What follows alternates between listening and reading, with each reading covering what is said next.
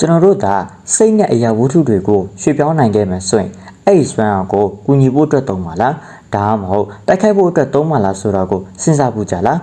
းရွှေရွှေနေထဲမှာဆိုရင်စိတ်နဲ့အရာဝတ္ထုတွေကိုရွှေ့တာလေပေါ်မြောက်တာတွေကိုတွေ့ဘူးကြမှာပါကယ်ရီတို့မက်ထေတာတို့လိုစကားတွေကိုကြည်ဘူးတဲ့လို့ဆိုရင်သိပါလိမ့်မယ်ဒါပေမဲ့အဲ့လိုစွမ်းအားတွေကသာတကယ်ရှိနေခဲ့မယ်ဆိုရင်ရော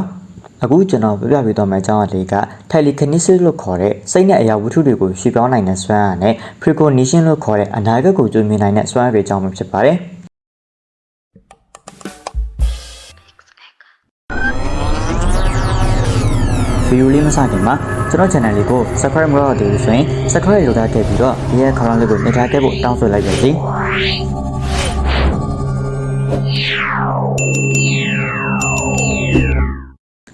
ီပထမတစ်ခုကတော့ telekinesis ဒါမှမဟုတ် psychokinesis လို့လည်းခေါ်ပါတယ်ဒါကကိုယ်ထိလက်ရောက်ထိတွေ့ကြံမလို့ပဲနဲ့ရုပ်ဝတ္ထုပစ္စည်းတွေကိုကိုယ့်ရဲ့စိတ်ဆွမ်းရည်နဲ့ရွှေ့ပြောင်းတာ၊ကွညွတ်တာဒါမှမဟုတ်လှုပ်ရှားအောင်လွှဲမြွတ်တာမျိုးလုပ်နိုင်တဲ့စွမ်းရည်ပဲဖြစ်ပါတယ်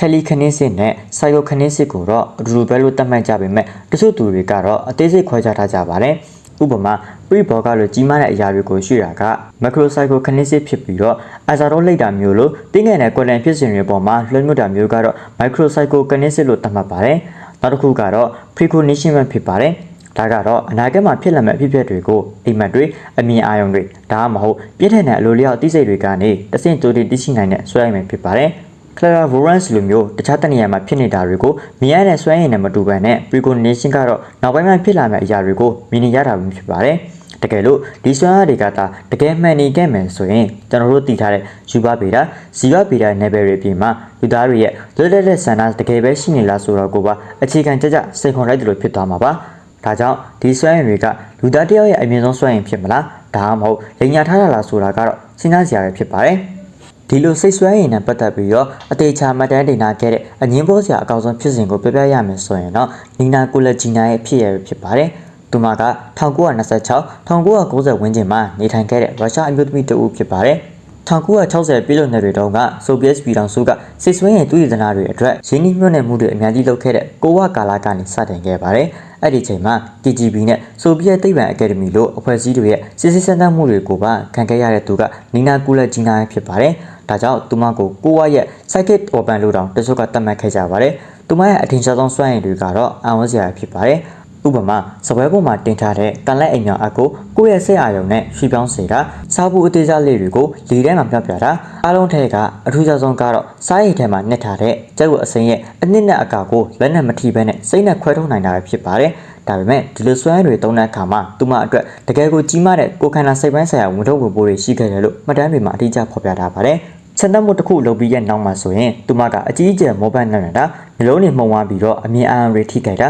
ပြင်းထန်တဲ့နာကျင်မှုတွေခံစားရတာအပြင်ကိုမှသူမရဲ့နှလုံးခုန်နှုန်းက10မိနစ်ကိုပုံမှန်60မှ80အစားအကြိမ်240လောက်အထိကိုတိတိကျကျမြင့်တက်သွားခဲ့တယ်လို့ဆရာဝန်တွေကမှတ်တမ်းတင်ခဲ့ကြပါတယ်ဒါကဒီစွမ်းရည်ဆိုတာတကယ်ရှိတယ်ဆိုရင်တော့မှကြီးမားတဲ့ရုပ်ပိုင်းဆိုင်ရာစိတ်ထုံးမှုတွေပြည့်စုံရတယ်ဆိုတာကိုပြသနေတာဖြစ်ပါတယ်ဒါပေမဲ့ဒီလိုစံတတ်မှုတွေအများစုကိုဆိုဗီယက်ရဲ့တင်းကျပ်တဲ့စံတတ်မှတ်ချက်မရှိတဲ့အခြေအနေတွေအောက်မှာပြုလုပ်ခဲ့တာကြောင့်တန်တရားရှိသူတွေကတော့ကိုလက်ဂျီနာကပွာထားတဲ့တန်လိုက်တွေပါလော်တဲ့ချီမီတွေဒါမှမဟုတ်ပြည့်ရကျွဲတဲ့လက်လက်ပြောက်ပွဲမျိုးတွေနဲ့လှည့်စားခဲ့တာဖြစ်နိုင်တယ်လို့စံကျင်ဘက်အမြင်ရှိသူတွေကစောရကတက်ခဲ့ကြပါတယ်နီနာကိုလက်ဂျီနာရဲ့ဖြစ်စဉ်ပြီးရဲ့နောက်မှာတော့စိတ်ဆွမ်းရည်ကိုကဘာအနှံ့ကလူတွေကြားတဲ့ကိုရောက်အောင်ပို့ဆောင်ပေးခဲ့တဲ့ပုံကတော့အိုရီဂလာပဲဖြစ်ပါတယ်သူက1990ပြည်လွန်နှစ်တွေမှာဥရောပနဲ့အမေရိကန်တို့ကရုပ်သံအစီအစဉ်တွေမှာ live ထုတ်လွှင့်ပြီးတော့ zone တွေ story ဒါမှမဟုတ်တရုပ်ပစ္စည်းတွေကိုစိတ်နဲ့ကွင်းညွှတ်ပြတာ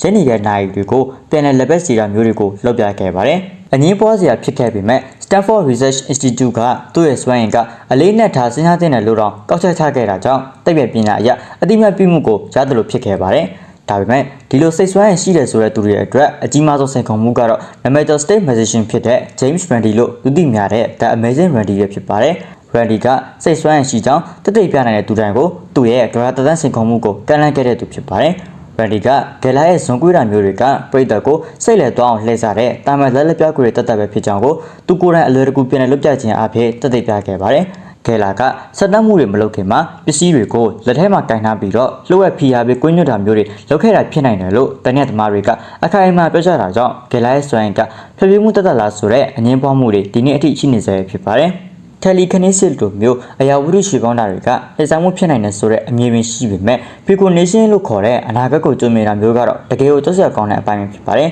ဒီစွမ်းရည်ကအနာဂတ်မှာဖြစ်လာမဲ့ဘေးစုကြီးတွေကိုကြိုသိနေပေမဲ့ဘာမှမတတ်နိုင်ဘူးဆိုတဲ့ခက်စားချက်မျိုးကိုပေးပါတယ်ဒီလိုဖြစ်စဉ်တွေထဲမှာတမိုင်းတွေနဲ့ဖြစ်ရနှစ်ခုရှိခဲ့ပါတယ်ပထမဆုံးတစ်ခုကတော့အမေရိကန်သမ္မတအေဗရာဟမ်လင်ကွန်ရဲ့လုံခြုံခံရမှုမတိုင်ခင်ရဲအနေငယ်အလိုမှာကိုယ်တိုင်လုံခြုံခံရမဲ့ပုံစံကိုအိမ်ဖြူတော်အရှိတ်ခမ်းမှာအလောင်းလေးနဲ့လက်ညောင်းနေတာကိုမြင်မြတ်ခဲ့တဲ့အိမ်ပဲဖြစ်ပါတယ်နောက်တစ်ခုကတော့1966ခုနှစ်မှာဝေးပြည်နယ်မှာဖြစ်ခဲ့တဲ့အဘာဖန်ဘေးအနေနဲ့ဖြစ်ပါတယ်ကျောင်းမီးတွေကမြေပြိုမှုကြီးကြောင့်ကလေးငယ်116ဦးအပါအဝင်လူပေါင်း114ယောက်တည်ဆုံးခဲ့တဲ့ဒီဖြစ်ရမတိုင်ခင်မှာလူပေါင်း60နီးပါးကဒီဘေးရည်နယ်ကြီးဖြစ်လာမှာကိုအိမ်မက်ဒါမှမဟုတ်စိတ်အာရုံထဲမှာတိကျတဲ့အသေးစိတ်ချက်လက်တွေနဲ့ကြုံမြင်ခဲ့ရတယ်လို့မှတ်တမ်းတင်ခဲ့တာမျိုးတွေရှိခဲ့ပါတယ်ဒီလိုဖြစ်ရတွေကနေစိတ်ပန်းဆိုင်ရာထိလန့်ဆက်တစ်ခုပေါ်လာပါတယ်တကယ်လို့အနာဂတ်ကိုကြုံမြင်နိုင်တယ်ဆိုရင်ကျွန်တော်တို့ရဲ့လောရတွေအားလုံးကကြိုတင်သတ်မှတ်ပြီးသားလားဒါမှမဟုတ်ကြမ္မာအတိုင်းဖြစ်နေတာလားဒါဆိုရင်ကျွန်တော်တို့မှာ free will လို့ခေါ်တဲ့ဇွဲလက်နဲ့ဆန္ဒဆိုတာတကယ်မရှိတော့ဘူးလားဆိုတော့မိကုန်းနဲ့စေကုံမှုတွေရှိလာပါတယ်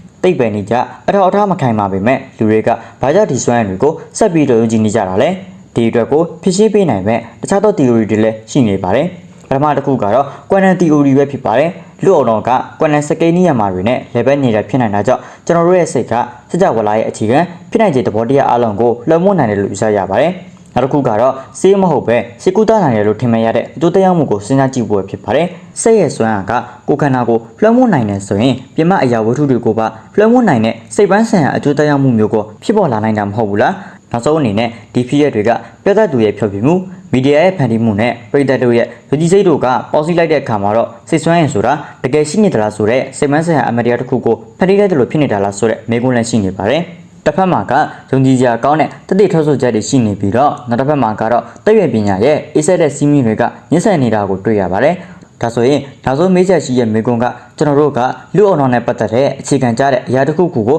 လစ်လို့ရှုထားမိတာလား။ဒီလိုစိတ်ဆွမ်းရင်ဆိုတာကျွန်တော်တို့လုံးဖွင့်လို့မရသေးတဲ့ထူးခြားတဲ့စွမ်းရင်တစ်ခုတတ်ပဲလား။ဒါမှမဟုတ်ကိုထူးခြားတဲ့သူလို့ခံစားရအောင်ပြပြနေတဲ့နှိမ့်သက်မှုပေးတဲ့အလိညာတစ်ခုပဲလား။ဒီစွမ်းရည်တွေကိုသိပ္ပံပညာကလက်စားမှုလို့သတ်မှတ်နေပေမဲ့တကယ်လို့ဒီနေ့မှာသိပ္ပံနည်းကျတည်ပြနိုင်ခဲ့မယ်ဆိုရင်ကျွန်တော်တို့ရဲ့ကမ္ဘာလောကကြီးရဲ့အရေးပဲကိုပါလုံးဝပြောင်းလဲသွားစေနိုင်မယ်ဆိုတာကိုတော့မမေ့သင့်ပါဘူးပရိသတ်တို့ကိုယ်တိုင်ဒါမှမဟုတ်ပရိသတ်တို့ရဲ့ပတ်ဝန်းကျင်ကသူတွေထဲမှာရောဒီလိုထူးခြားတဲ့စိတ်စွမ်းရည်နဲ့ပတ်သက်တဲ့အတွေ့အကြုံတွေရှိခဲ့ဘူးလားဆိုတော့ကိုကမ္ဘာမှာပြောပြပေးခဲ့ကြပါအောင်တကယ်လို့စွမ်းအားတစ်ခုခုရှိနိုင်မယ်ဆိုရင်ဘယ်လိုစွမ်းအားမျိုးရှိခြင်းလဲဒီစွမ်းအားနဲ့ပတ်သက်ပြီးတော့ဘာတွေလုပ်ချင်လဲဆိုတာကိုကမ္ဘာမှာမှတ်ပေးခဲ့ကြပါအောင်